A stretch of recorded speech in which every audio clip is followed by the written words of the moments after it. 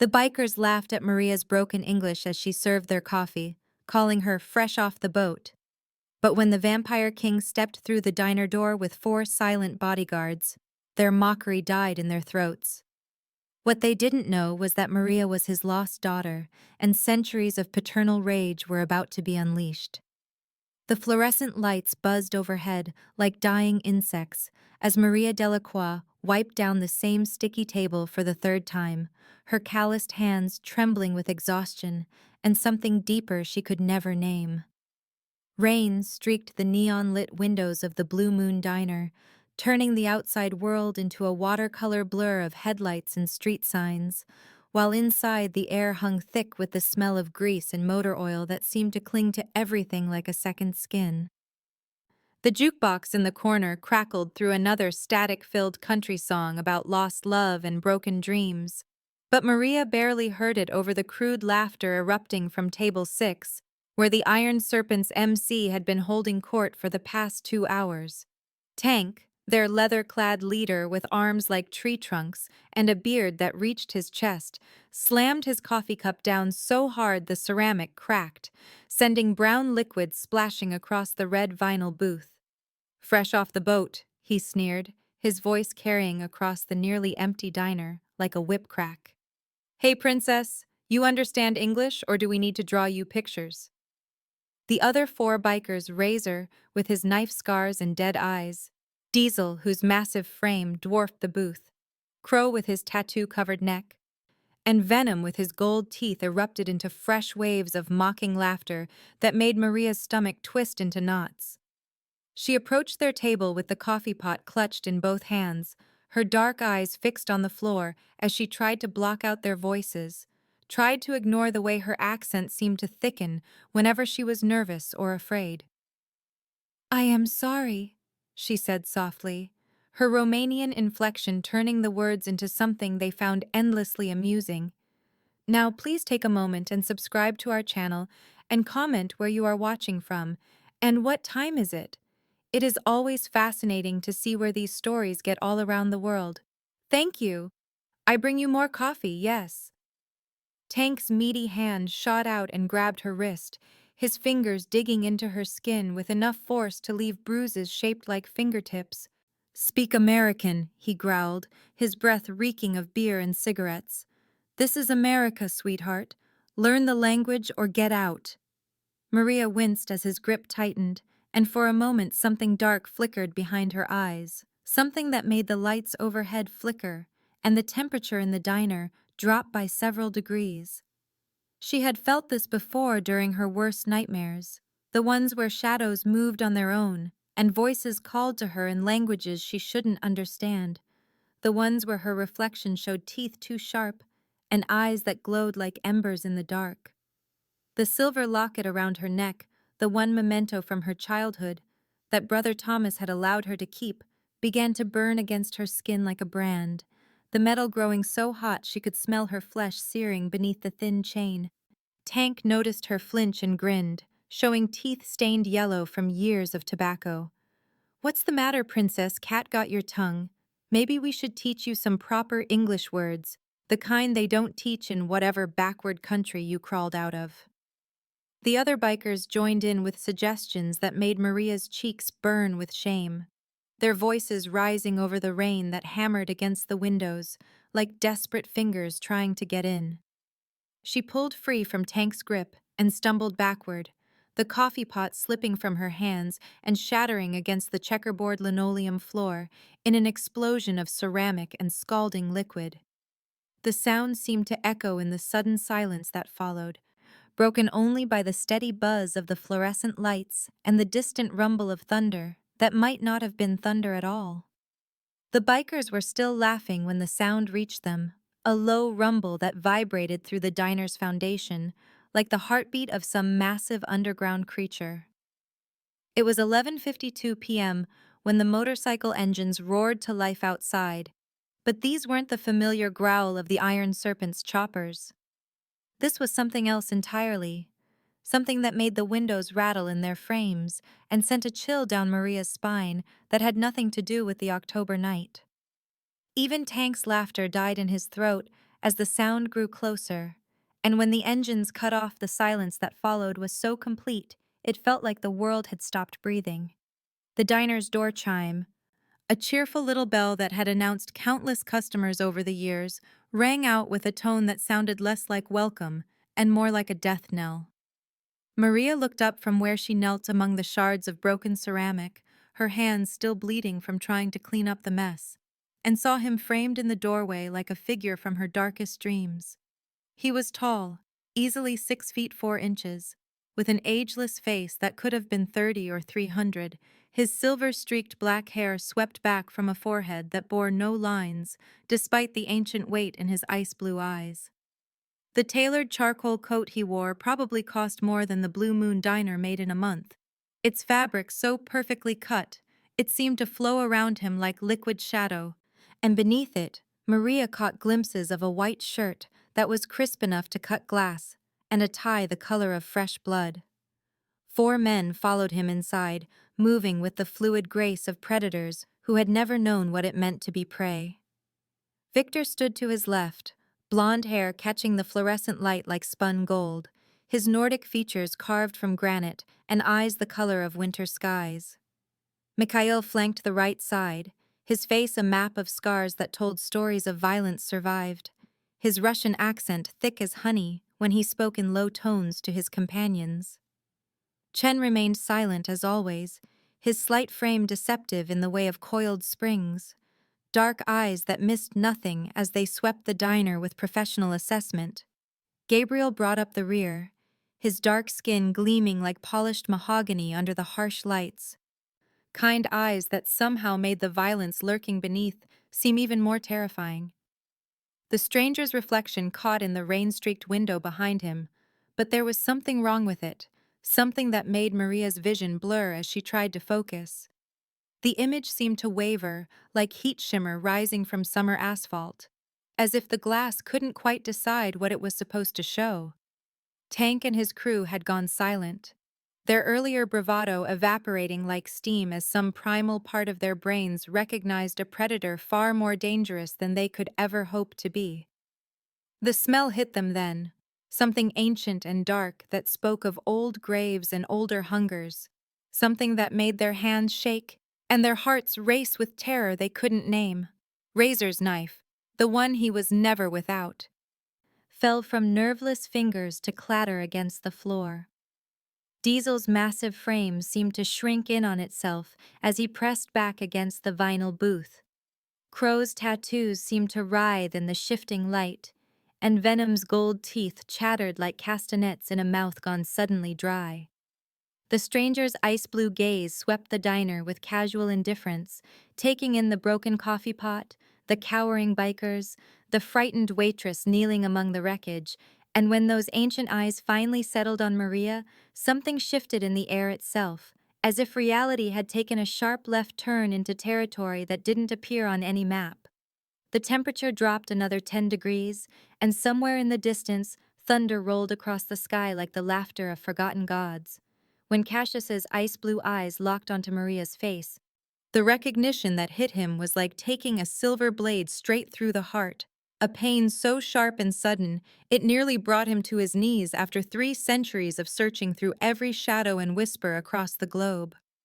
The world seemed to tilt on its axis, as his immortal mind processed what his eyes were showing him. The delicate bone structure that matched his own, the curve of her jaw that was pure Dracul bloodline, the way her dark hair caught the fluorescent light with hints of auburn that reminded him of autumn leaves and lost dreams. Time collapsed like a house of cards as memory seized him with brutal clarity, dragging him back 300 years to a stone castle perched on the edge of the Carpathian Mountains where snow fell like tears from a pewter sky. He could see it all again with perfect vampire recall, the nursery with its hand-carved cradle, the way moonlight streamed through diamond-paned windows to illuminate his infant daughter's face as she slept peacefully in his arms, her tiny fingers wrapped around his thumb with a grip that seemed strong enough to anchor him to the world of the living. She had been perfect then, barely 6 months old, with eyes that shifted between brown and gold depending on the light, a miracle child born to a vampire father and human mother who had died bringing her into existence. The Brotherhood of the Silver Dawn had come in the pre-dawn hours like a plague of locusts, their blessed silver weapons gleaming with holy water and righteous fury, led by a young priest named Mordecai, who believed that breaking the Dracul bloodline would somehow purify the world. Cassius had fought like a demon unleashed from the deepest pit of hell, his rage turning him into something even other vampires feared. But there had been too many of them, and in the chaos someone had grabbed his daughter and vanished into the Romanian wilderness like smoke on the wind. For 3 centuries he had searched, following every lead and rumor, turning over every stone from London's fog-shrouded streets to the neon-lit alleys of Tokyo, but she had simply vanished as if the earth had swallowed her whole. Now, here she stood in a run-down diner in the middle of nowhere, serving coffee to leather-clad fools who didn't realize they were in the presence of vampire royalty. And Cassius felt something crack inside his chest that had nothing to do with his undead heart. Maria felt the pull before she understood what it was, a magnetic force that seemed to reach into her very soul and whisper words in a language she didn't recognize but somehow understood perfectly. Every instinct she possessed, every fiber of her being that had been suppressed and twisted by years of silver-laced holy water and constant pain, suddenly sparked to life like electricity coursing through dead wires. Her hand moved without conscious thought to the silver locket that hung around her neck, the one piece of jewelry she had never been able to remove, despite how it burned her skin day and night, leaving angry red welts that never quite healed. Brother Thomas had told her it was a test of faith, that God was purifying her through suffering, but now as her fingers touched the heated metal she felt something else entirely, a connection that ran deeper than blood or bone. The locket seemed to pulse with warmth that had nothing to do with its silver construction, and for a moment Maria could swear she heard the faint sound of a lullaby being hummed in a voice that made her heart ache with longing. Inside the locket was a photograph so old it had turned sepia with age, showing a baby that could have been any infant except for the distinctive crest etched into the corner, a dragon wrapped around a rose with thorns that seemed to drip blood. She had stared at that photograph 1,000 times over the years, wondering who the baby was and why she felt such a profound sense of loss whenever she looked at it, never realizing she was looking at herself. The stranger's gaze followed her movement with laser intensity, and when his eyes fell upon the locket, Maria watched his composed expression crack like ice under pressure, revealing something raw and vulnerable beneath the centuries of careful control. His lips parted slightly, as if he wanted to speak, but couldn't find words in any of the dozen languages he had mastered over his immortal existence. And when he finally managed to form sounds, they came out as barely more than a whisper that somehow carried across the entire diner. "What is your full name, child?" he asked, and Maria felt the question resonate through her bones, like the tolling of cathedral bells, each word weighted with significance she couldn't comprehend. "Maria," she replied, her accent thickening under the intensity of his stare, her voice barely audible above the rain that continued to hammer against the windows like desperate spirits seeking entry. Maria Delacroix, though the last name felt wrong on her tongue, like wearing clothes that belonged to someone else, and she had never understood why Brother Thomas had chosen it for her when there were so many other possibilities. The moment the words left her lips, Cassius's face transformed into something carved from granite, all emotion draining away until he looked like a statue of some ancient god, contemplating the destruction of the world. The silence that followed stretched like a taut wire, until Maria felt compelled to fill it with words she had never spoken aloud, secrets that had been buried so deep she had almost forgotten they existed. "Brother Thomas found me when I was a baby," she said, her voice gaining strength as she continued, though she couldn't explain why she felt the need to tell this stranger about her past when she had never shared it with anyone. "The Brotherhood of the Silver Dawn raised me after my parents died in a car crash. Or at least that is what they told me when I was old enough to ask questions. He was a good man, Brother Thomas, always trying to protect me from the evil in the world." always making sure I stayed pure and clean with his special holy water that burned like liquid fire every time he made me drink it. She touched the scars on her wrists, where silver restraints had held her during the worst of the treatments, when her body would convulse and her eyes would roll back in her head as if something inside her was fighting to get out. He said the burns were God's protection, that I was blessed to suffer for my faith, and I believed him because what choice did a child have when the only father figure she had ever known told her that pain was love and love was pain? The constant migraines that felt like railroad spikes being driven through her skull, the unexplained illnesses that left her bedridden for days at a time, the way potential friends and lovers always seemed to find excuses to avoid her after spending any significant time in her presence. All of it made sense now in a way that was both terrifying and liberating. Tank had been listening to this exchange with growing irritation, his alcohol-fueled brain unable to process the undercurrents of supernatural tension that filled the air like ozone before a lightning strike. "What kind of freak show did you bring into our diner?" he snarled,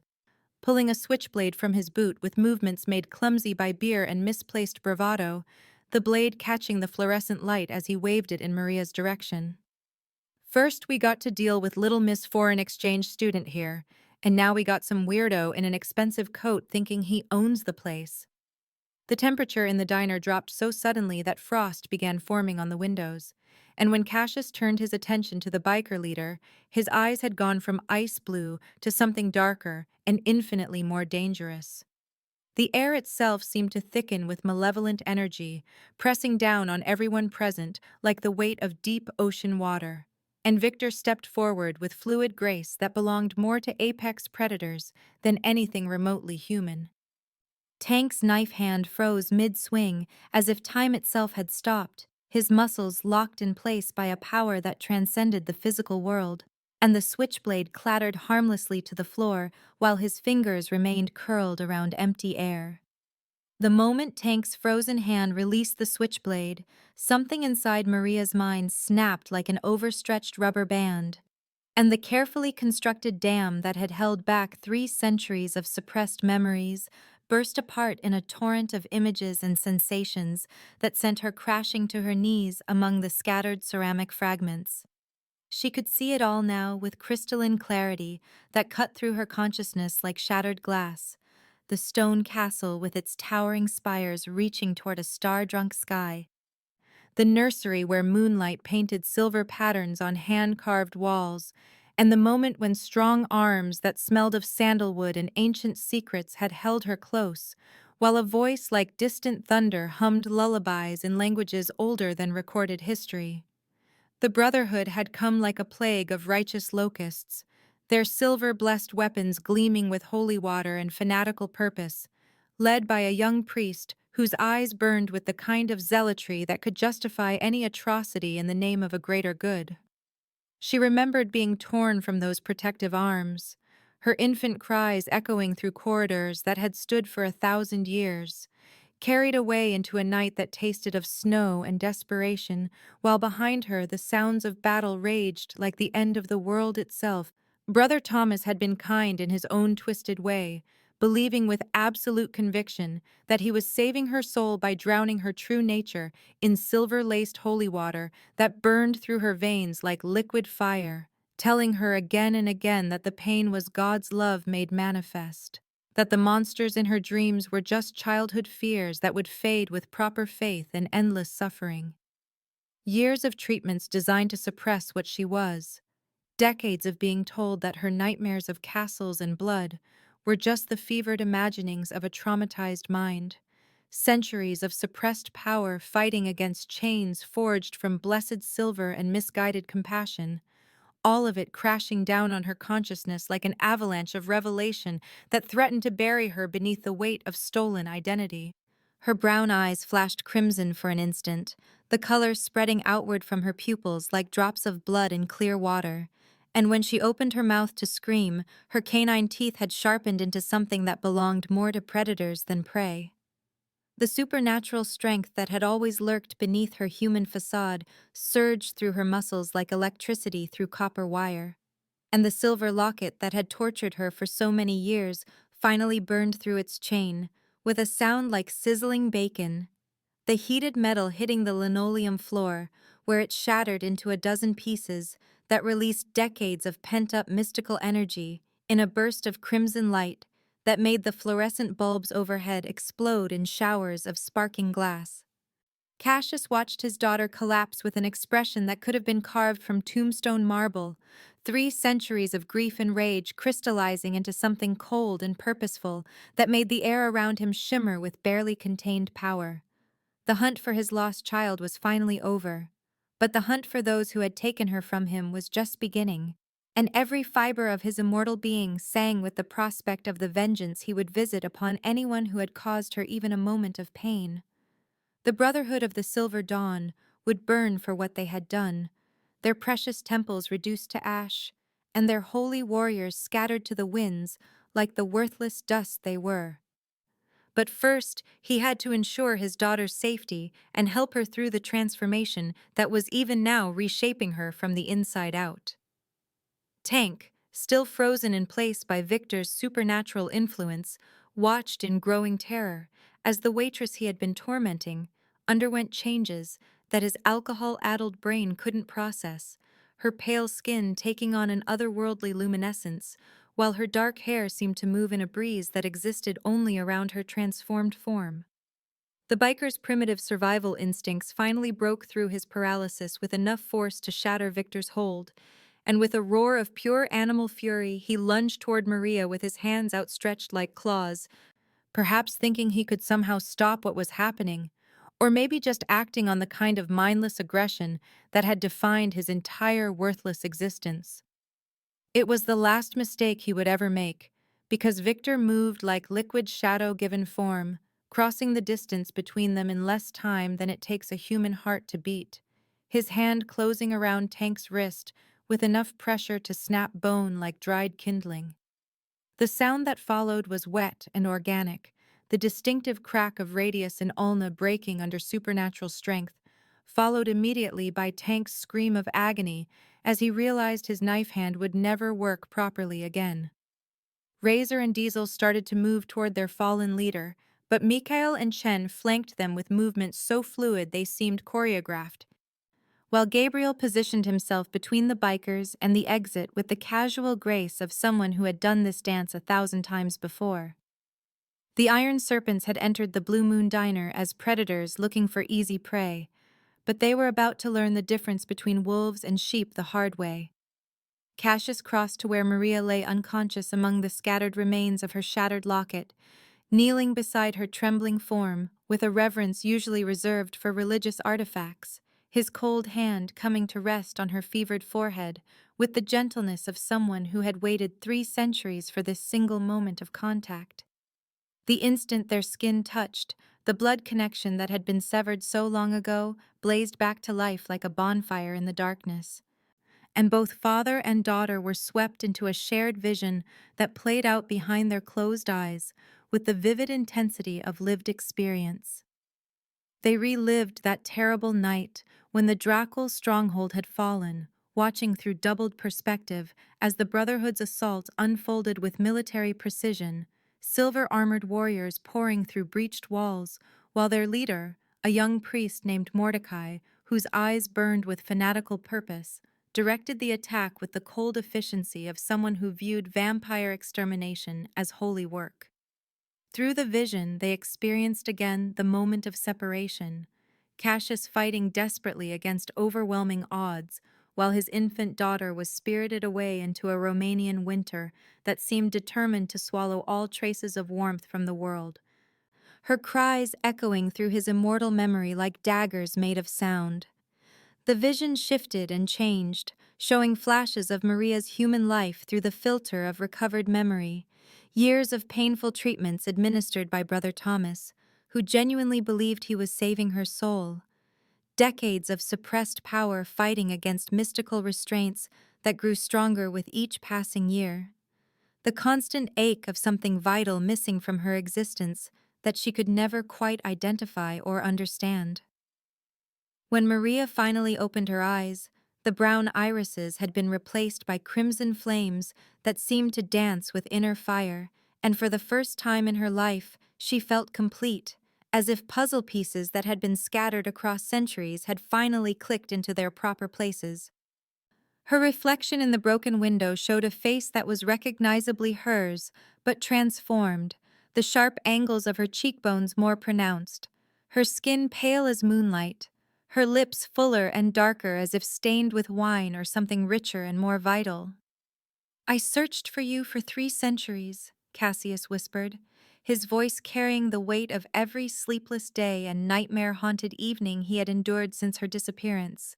Every lead that had turned to ash and every hope that had crumbled to dust. "I dreamed of you every night," Maria replied, her own voice changed by the transformation, carrying harmonics that seemed to resonate in frequencies below human hearing. And Cassius felt something inside his chest that had been frozen solid for 300 years finally begin to thaw. The tender reunion was interrupted by Tank's bellowed command for his crew to attack, the biker leader cradling his broken wrist against his chest, while spittle flew from his lips in a spray of rage and humiliation that spoke to a lifetime of solving problems through violence and intimidation. "You freaks picked the wrong diner to bring your circus act to," he snarled, gesturing with his good hand for Razor and the others to advance on the supernatural tableau before them, apparently too stupid or too drunk to recognize that they were facing beings who could tear them apart without breaking a sweat. Cassius rose to his feet with fluid grace that made normal human movement look clumsy and awkward, turning to face the bikers with an expression of mild curiosity, as if he were studying particularly interesting specimens of insect life that had wandered into his field of view. "I will give you one opportunity to leave this place and never return," he said, his voice carrying the kind of quiet authority that came from centuries of commanding creatures far more dangerous than leather-clad thugs with delusions of grandeur. "Take this gift I offer and walk away, because the alternative will be far more unpleasant than your limited imaginations can conceive." Instead of wisdom, the iron serpents chose violence, Razor pulling his own knife while Diesel cracked his knuckles, and Crow and Venom spread out to flank their intended victims, apparently convinced that superior numbers would somehow overcome the supernatural forces arrayed against them. Gabriel sighed with something that might have been genuine regret before stepping smoothly between the bikers and the exit, his kind eyes hardening into something that promised swift and efficient retribution for anyone foolish enough to continue down this path. The reckoning that had been building since the moment Cassius walked through the diner door was about to begin, and the iron serpents had chosen to face it with nothing but human arrogance and terrestrial weapons against immortal beings who had been perfecting the art of violence since before their ancestors learned to make fire.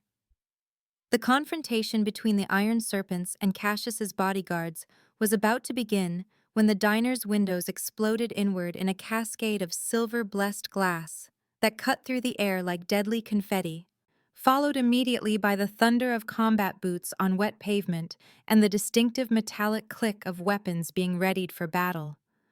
Brother Thomas stepped through the shattered front window with the fluid grace of someone half his apparent age, his weathered face marked by decades of righteous warfare, and his gray hair whipping in the supernatural wind that seemed to follow him wherever he went.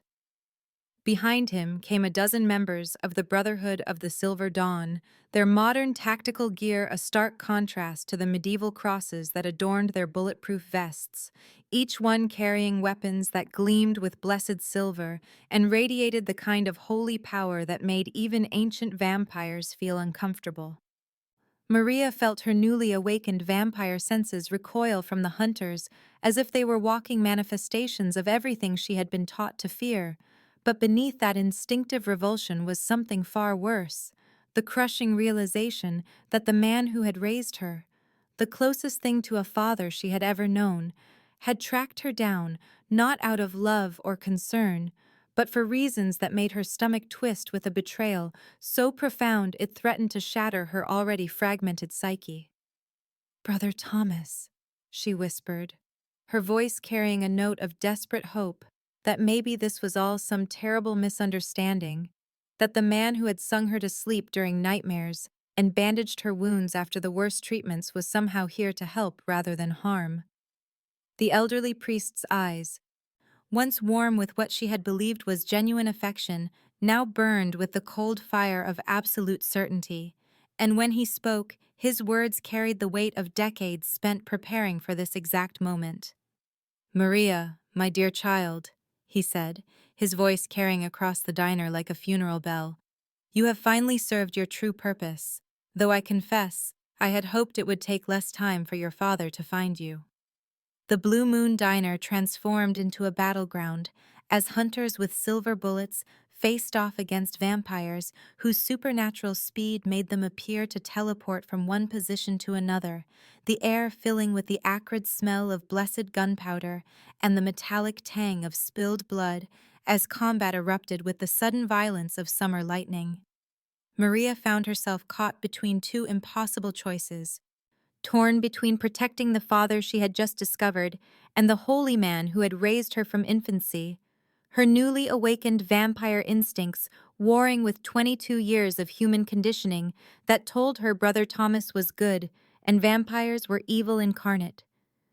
Mikhail moved like liquid mercury as he systematically dismantled the hunter's formation, his scarred hands deflecting silver bullets with movements too fast for human eyes to follow, while Chen flowed through the chaos with deadly grace, ensuring that the few innocent customers who had been unlucky enough to be in the diner during the attack were shepherded to safety behind the heavy steel of the kitchen equipment. The hunters had come prepared for a standard vampire extermination, but they were facing beings whose power transcended anything in their training manuals. Immortal creatures who had perfected the art of warfare over centuries of existence. Victor shielded Maria from the worst of the gunfire, while Gabriel used his supernatural strength to hurl tables and chairs at the attackers with enough force to shatter bones. The diner's interior becoming a maze of improvised cover and debris as the battle raged with increasing intensity. Through the smoke and chaos, Maria watched Brother Thomas direct his forces with military precision, and the horrible truth began to dawn on her as she realized that every aspect of her life, every moment of pain and suffering she had endured, had been carefully orchestrated for this single moment. The treatments that had suppressed her vampire nature, the silver-laced holy water that had burned her from the inside out, the constant isolation that had prevented her from forming meaningful relationships, all of it designed not to protect her, but to make her into the perfect bait for a trap that had taken 3 centuries to spring. When the gunfire finally ceased, and the last hunter lay unconscious or worse, Brother Thomas stood alone in the wreckage of what had once been a peaceful diner, his tactical vest torn and bloody, but his resolve unshaken by the defeat of his subordinates. "I raised you, fed you, protected you from the darkness that runs in your veins," he said, his voice carrying a note of genuine sadness that somehow made his betrayal even more cruel. "Every day for 22 years I have watched over you, knowing that eventually this moment would come, knowing that your father's love for you would overcome his legendary caution and bring him within reach of righteous justice." Maria felt something break inside her chest as the full scope of his deception crashed over her like a tide of liquid ice, the realization that her entire existence had been nothing more than an elaborate snare designed to capture the vampire king who had searched for her across 3 centuries of loss and longing. The temperature in the diner dropped another 10 degrees as the remaining windows frosted over with supernatural cold, and when the back door opened to admit a figure that seemed to carry winter itself in his wake, even Cassius straightened, with the kind of wary attention reserved for truly dangerous adversaries. Archbishop Mordecai stepped into the Blue Moon Diner like a living incarnation of divine wrath, his silver beard flowing down to his chest, and his eyes the color of Arctic ice, carrying in his aged frame a power that made the air itself recoil from his presence. Behind him came not more hunters, but something far worse: a small army of modern Templars whose equipment spoke of unlimited funding and technological advancement, each one carrying weapons that hummed with energies that had nothing to do with conventional blessed silver. Maria looked at this ancient figure and felt her newly awakened vampire senses scream warnings that penetrated all the way down to her immortal soul, recognizing in him something that transcended mere human fanaticism and entered the realm of supernatural corruption. The archbishop was old, far older than any human had a right to be, and as he surveyed the wreckage of his subordinates with cold satisfaction, Maria began to understand that Brother Thomas had been nothing more than a pawn in a game that stretched back centuries. 300 years ago, Archbishop Mordecai had been a young priest burning with righteous fury against the creatures of darkness. But his war against the vampire clans had taught him that holy water and blessed silver were insufficient weapons against immortal enemies who had perfected the arts of war and seduction across millennia of existence. Somewhere in his crusade against the undead, he had made contact with forces that promised him the power to complete his holy mission. Dark entities that cared nothing for human concepts of good and evil, but were perfectly willing to trade supernatural abilities for a mortal soul already damned by its own hatred and pride. The ritual that would grant him true immortality, the kind that did not require feeding on human blood or fearing the light of dawn, was nearly complete after centuries of preparation. But it required one final component that had eluded him for 300 years of careful planning and patient waiting. Maria felt the weight of Mordecai's attention fall upon her like a physical force, and suddenly she understood with crystalline clarity why her blood felt different from other vampires, why the Brotherhood's treatments had never quite succeeded in suppressing her true nature, why she had always felt caught between two worlds without truly belonging to either. Her mixed heritage, born of vampire father and human mother, had created something unique in the supernatural world, a bridge between mortal and immortal that carried within its veins the key to transcending both states of existence. The archbishop needed her blood, not to destroy her, but to complete a ritual that would transform him into something beyond vampire or human, a creature of pure supernatural power unbound by the weaknesses that plagued both races. As this realization crashed over her consciousness like a wave of liquid terror, Cassius moved to place himself between his daughter and the archbishop with the fluid grace of a predator protecting its young, his ice-blue eyes blazing with a fury that made the fluorescent lights overhead flicker and dance. The diner had become a supernatural battlefield where the forces of 3 centuries' worth of hatred and vengeance were about to collide, and in the center of it all stood a young woman who had just discovered that her entire existence had been shaped by the needs of creatures who viewed her as nothing more than a component in their ancient schemes for power and immortality. Mordecai's modern Templars surrounded the building with military precision, their advanced weapons trained on every possible exit. But they were facing a vampire king whose power had been tempered by 3 centuries of loss, and whose protective instincts had been awakened by the recovery of his most precious treasure. The standoff that followed was charged with enough supernatural tension to make reality itself seem fragile, as if the wrong word or movement might shatter the barriers between worlds and unleash forces that neither side was prepared to contain. "Release my daughter," Cassius said, his voice carrying harmonics that made the remaining windows crack, "and your death will be swift." But the archbishop merely smiled with the confidence of someone who had spent 300 years preparing for this exact confrontation and knew exactly how it was going to end. The moment Cassius's ultimatum echoed through the diner, Maria felt something fundamental shift inside her consciousness. As the last barriers between her human conditioning and vampire heritage finally crumbled like ancient walls before an earthquake. And for the first time in her 22 years of existence, she embraced the full scope of what she truly was, a bridge between two worlds that had been at war since the dawn of recorded history. Her transformation was no longer the painful emergence of suppressed abilities, but a graceful flowering of power that had been waiting centuries to bloom.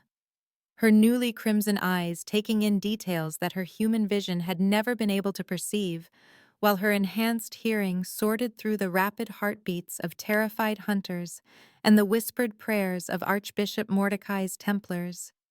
She could sense their fears like physical emanations,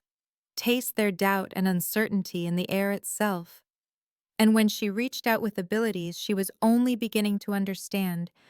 Maria discovered she could turn their blessed silver weapons against them with nothing more than focused intention and the supernatural magnetism that ran in her Dracul bloodline. Cassius unleashed 3 centuries of suppressed power in a display that transformed the Blue Moon Diner into the epicenter of a supernatural earthquake, his rage manifesting as visible energy that shattered every remaining window in a cascade of crystalline fragments, while the fluorescent lights exploded in showers of sparks that painted the walls with dancing shadows. The Vampire King moved like a force of nature given form, his tailored coat billowing around him as he struck down Templars with movements too fast for human reflexes to track,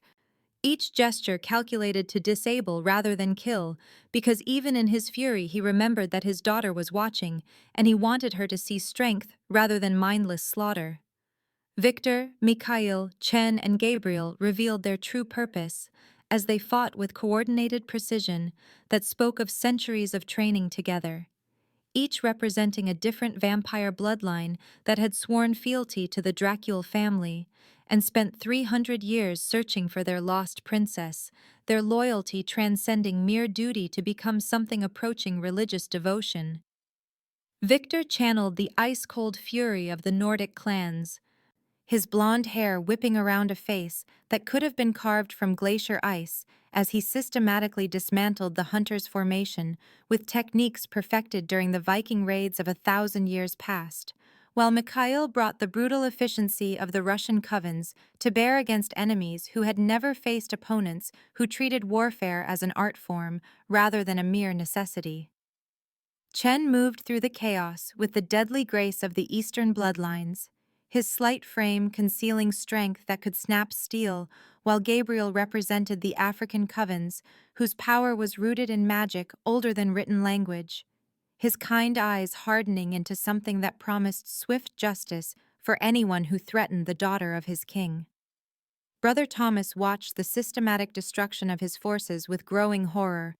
the scales finally falling from his eyes as he realized that Mordecai had been manipulating him for decades, using his genuine desire to protect Maria as a weapon against the very people he had sworn to serve and the child he had come to love as his own daughter.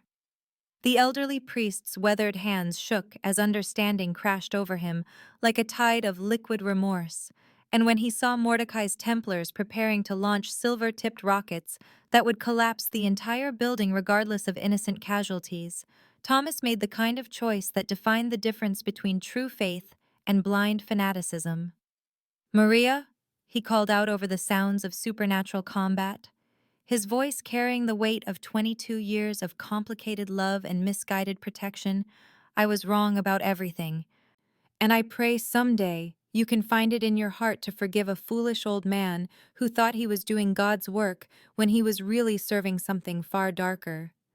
He threw himself between the rocket launchers and the diner's main support beams, his body absorbing the full force of the blessed silver explosives in a sacrifice that bought Maria and her father the precious seconds they needed to escape through the kitchen's back exit into a night that tasted of rain and redemption.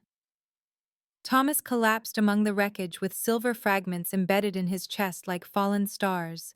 his life bleeding away onto linoleum that had witnessed more supernatural violence in one evening than most places saw in a century. But his final words were directed toward Maria with an expression of peace that suggested he had finally found the absolution that had eluded him for so many years. "Forgive me, child," he whispered, as his eyes closed for the last time, and Maria felt something twist inside her chest that had nothing to do with her vampire transformation and everything to do with the complicated love she had felt for the man who had raised her with such misguided devotion. The chase through rain-soaked city streets became a running battle as Archbishop Mordecai's forces deployed military tactics and blessed weapons that turned every intersection into a potential ambush, their vehicles modified with silver-plated armor and holy water cooling systems that allowed them to pursue supernatural prey without fear of mystical retaliation.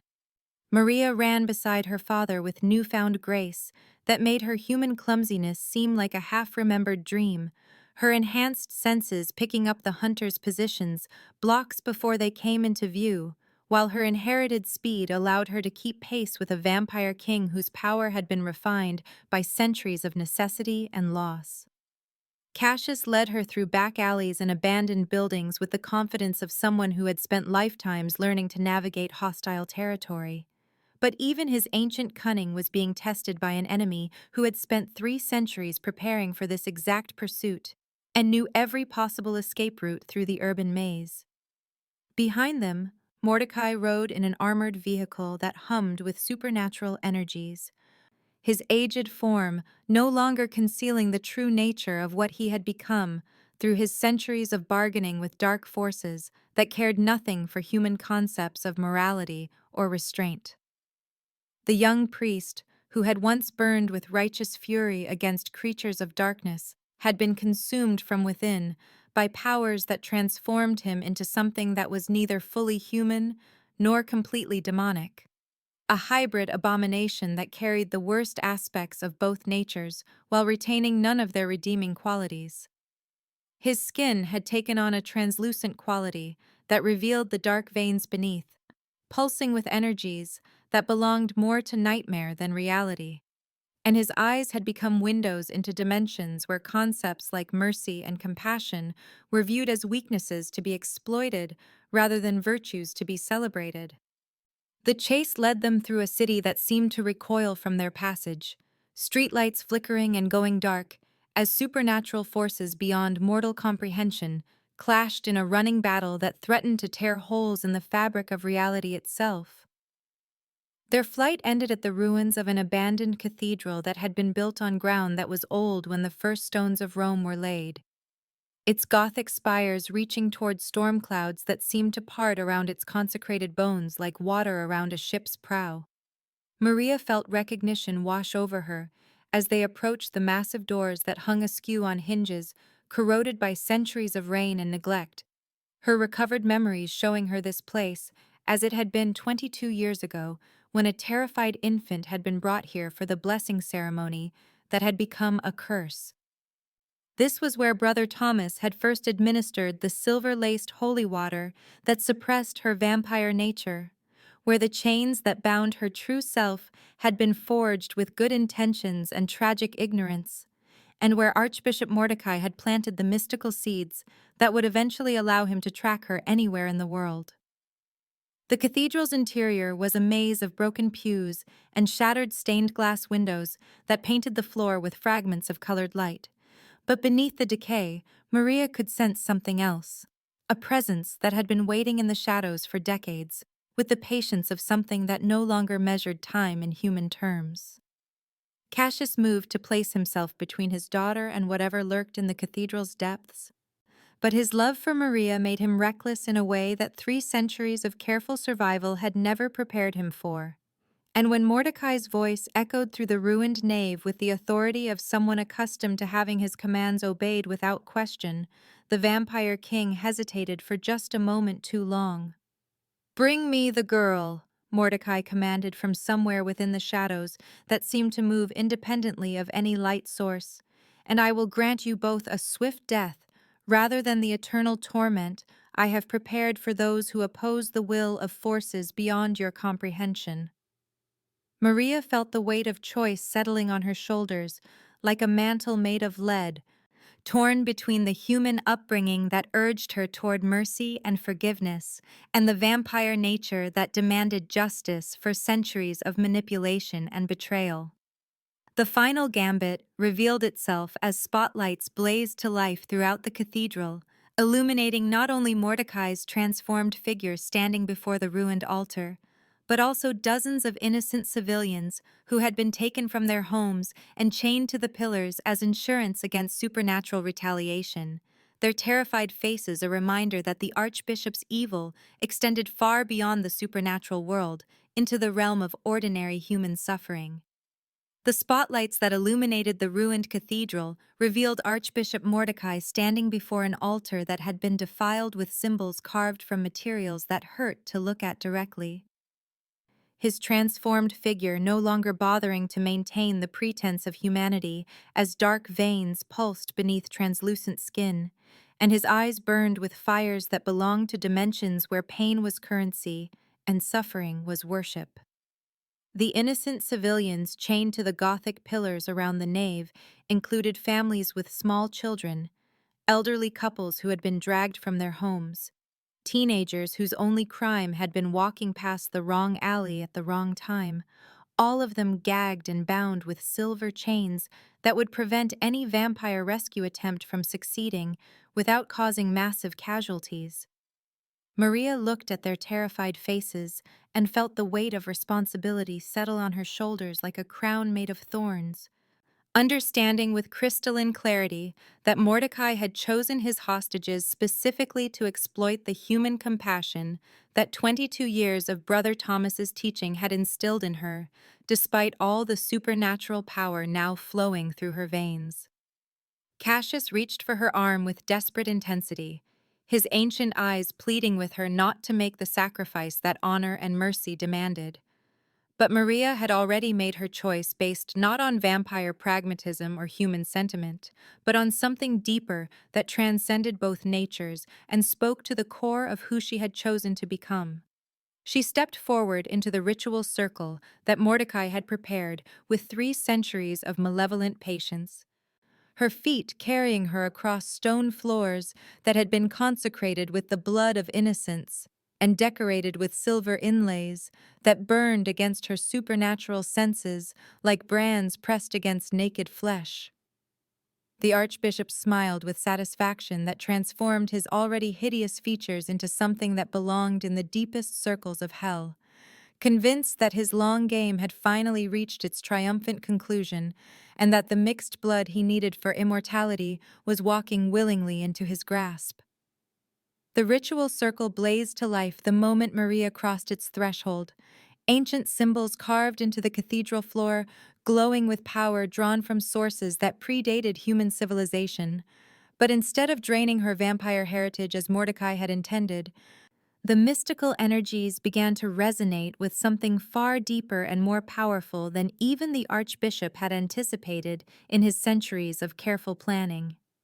Maria felt the ritual's power wash over her like a tide of liquid fire, but instead of weakening her, it awakened aspects of the Dracul bloodline that had been dormant since her birth, powers that had been passed down through generations of vampire royalty and refined by centuries of supernatural conflict into something approaching divinity. The bond between father and daughter, strengthened by 3 centuries of separation and the recent joy of reunion, became a conduit for forces that transcended individual power and tapped into the collective strength of an entire bloodline that stretched back to the dawn of vampire civilization. Mordecai's triumphant expression transformed into something approaching terror as he realized that his ritual was not stealing Maria's abilities, but amplifying them beyond anything he had prepared to contain, the mystical circle that was supposed to bind her, instead becoming a lens that focused her inherited power into something that made the cathedral's ancient stones crack under the pressure of supernatural energies. The moment Cassius felt his daughter's distress through their blood connection, he abandoned centuries of careful strategy and tactical thinking in favor of the primal fury of a father protecting his child, his voice carrying across the city like thunder as he summoned every vampire who had ever sworn loyalty to the Dracul name. They came from shadows and hidden places throughout the urban sprawl, creatures who had waited 3 centuries for their lost princess to reclaim her birthright, flowing through broken windows and shattered doors like a tide of supernatural vengeance that made the cathedral's walls ring with the sound of their arrival. Victor led the charge with Nordic fury blazing in his winter blue eyes, followed by Mikhail, whose Russian pragmatism had been replaced by something approaching religious fervor, while Chen moved through the chaos with Eastern grace, and Gabriel brought the ancient power of African magic to bear against enemies who had never faced the combined might of vampire bloodlines united in common cause. Maria stood at the center of the ritual circle with power coursing through her veins like liquid starlight, her crimson eyes taking in Mordecai's desperate attempts to complete his immortality ceremony, even as his carefully laid plans crumbled around him like sandcastles before an incoming tide. She could have destroyed him with a thought, could have unleashed the full fury of her awakened bloodline to reduce the archbishop to ash and memory,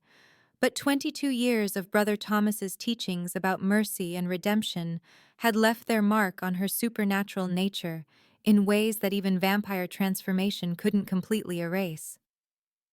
Instead of destruction, Maria chose something far more poetic, reaching out with abilities she was only beginning to understand, to strip away the dark powers that Mordecai had accumulated through centuries of bargaining with forces that viewed human souls as nothing more than currency to be traded. The process was agonizing for the Archbishop as decades of stolen time crashed back into his consciousness like a physical blow, his body beginning to age at an accelerated rate as every year he had cheated death through supernatural means finally caught up with him in a matter of moments.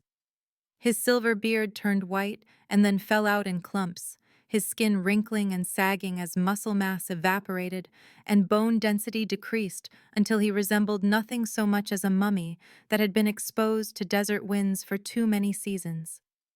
The dark veins that had pulsed with borrowed power faded to nothing as his connection to demonic forces was severed permanently, leaving behind only a withered old man who had traded his humanity for power and discovered too late that the price was higher than he could afford to pay. Mordecai collapsed among the ruins of his ritual circle with a sound like autumn leaves crumbling, his eyes still burning with impotent hatred, but his body no longer capable of supporting the malevolent will that had driven him for 3 centuries of supernatural warfare. The innocent civilians who had been chained as hostages were freed by vampires who moved with careful precision to avoid causing any additional trauma,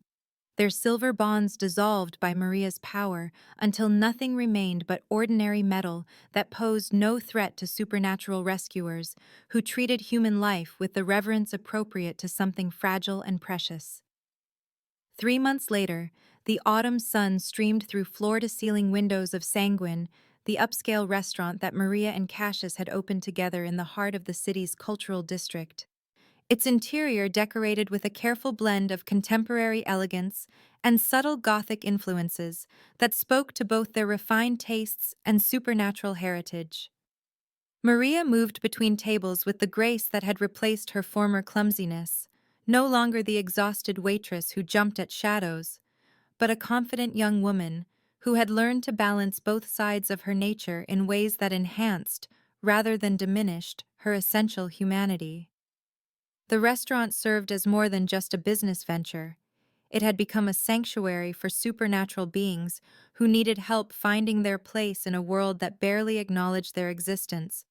a neutral ground where vampires, werewolves, fae, and other creatures of legend could meet without fear of persecution or judgment.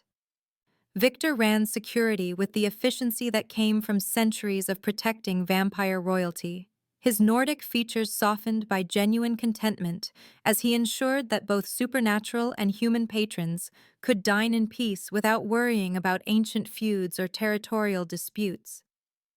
Mikhail handled the restaurant's finances with Russian pragmatism tempered by unexpected creativity, his scarred hands surprisingly gentle as he worked with suppliers who had no idea they were negotiating with a creature who remembered the fall of the Romanov dynasty. Chen managed logistics with Eastern precision that made every aspect of the operation flow like clockwork, his silent presence ensuring that everything from food delivery to staff scheduling occurred with supernatural efficiency, while Gabriel oversaw community outreach programs that helped newly awakened supernatural beings, understand their abilities, and find acceptance within both human and non-human communities. Cassius had been transformed by fatherhood in ways that 3 centuries of existence hadn't prepared him for. His ancient edges softened by the daily miracle of watching his daughter grow into her power, while maintaining the essential compassion that made her a bridge between worlds, rather than a weapon to be used against them.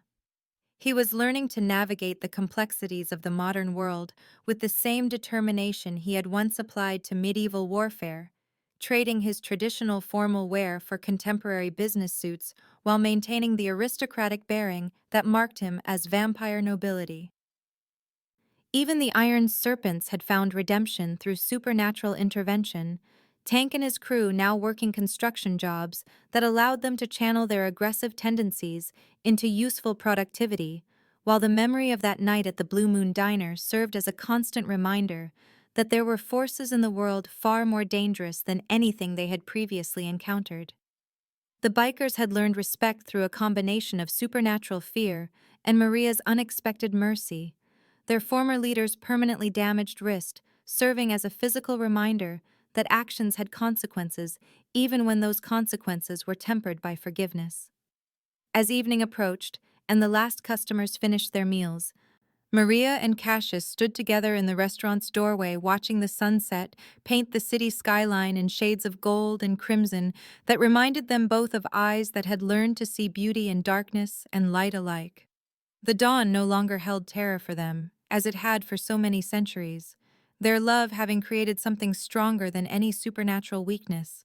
a bond that transcended the traditional limitations of vampire existence and opened possibilities that neither had dared to dream during their long separation.